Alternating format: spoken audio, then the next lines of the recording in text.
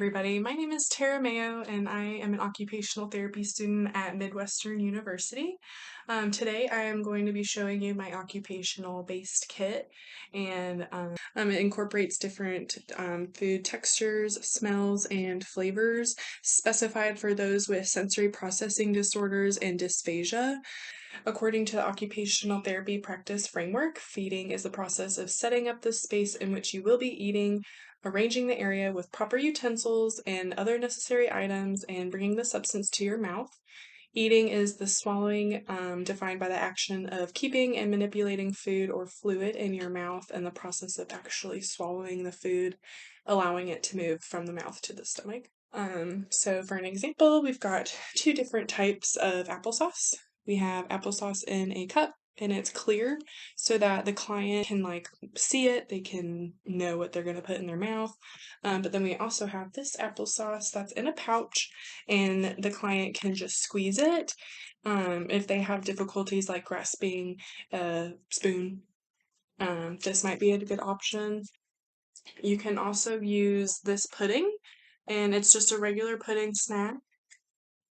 We also have mashed potatoes, some instant oatmeal, and we also have some syrup in case you need to add additional viscosity to your client's meal. We also have this fruit cup of peaches and juice, and then this type of soup that has chicken and rice, but it also comes with these crackers so you can build up your feeding therapy techniques to hopefully get to the point where maybe they will be willing to try the soup with the alongside crackers. That, we have some plates. We have separators in between them and like a ridge. That way it prevents the juices and stuff touching other foods.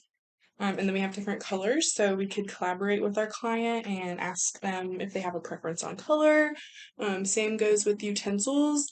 We have these plastic forks, different colors, so they might have a preference on color, and it might, bring joy to them, more likely to participate in our therapy.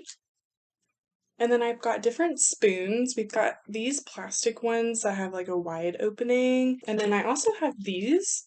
They're a little bit more slender, and then they have a smaller spoon, so could work on grading up and down from using these utensils, and then also still collaborate with the client and give them a choice in which they use.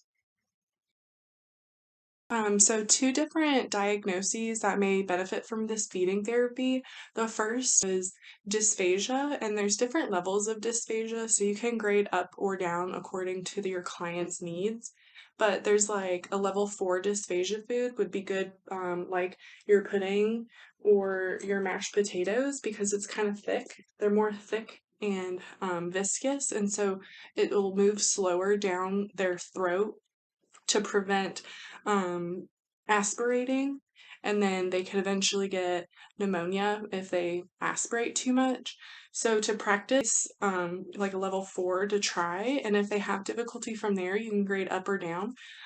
Grading down from there if they have difficulty swallowing the mashed potatoes or swallowing the pudding, you can go to the rice, the oatmeal, or some pureed food. So you could try either of these rices. I could try the oatmeal, or the pureed food, and then depending, you can try the pouch or the cup. And then another diagnosis that might benefit with feeding therapy is autism.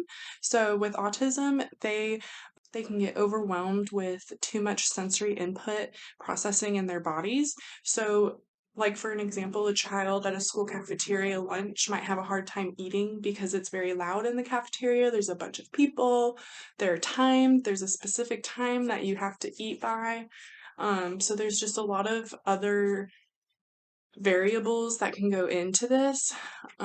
So if let's say your client is having a hard time eating their lunch while at school, you can practice in occupational therapy with your client and have them set up, choose their utensils, and pick some foods out that they'd be willing to try, or maybe you can just introduce some to them and see if they would eat it.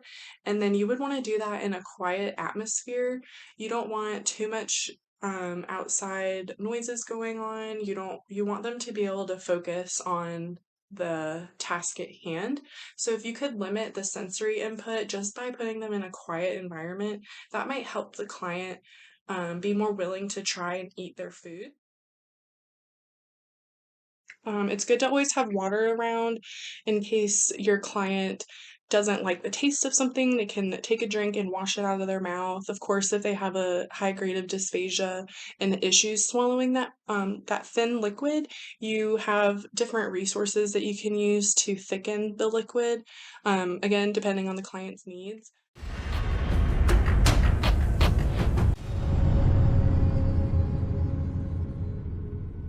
This might be a good option, depending on if they have the strength to eat it. Bean, get down. Get down. Get down. Come on. Thank you. Anyways. Hello. Excuse me. Bean.